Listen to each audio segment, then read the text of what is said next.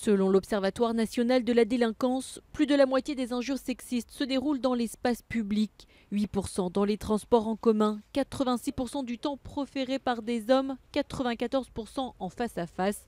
Une mésaventure vécue par Juliane dans le métro parisien quand un homme l'aborde en lui touchant la cuisse. Il me fait mais vas-y, t'es mignonne, je veux juste discuter, donne-moi ton numéro de téléphone. Ce à quoi je lui réponds non. Et là, vas-y, fais pas ta radine, sale pute.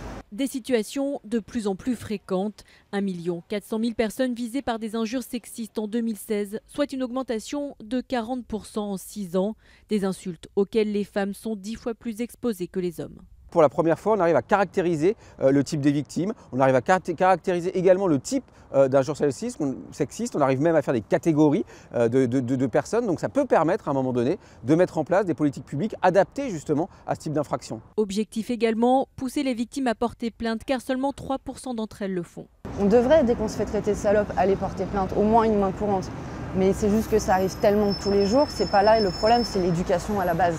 Pour 48% des victimes, avoir été insulté n'est pas un acte assez grave pour se rendre au commissariat. 33% estiment que la démarche n'est pas utile.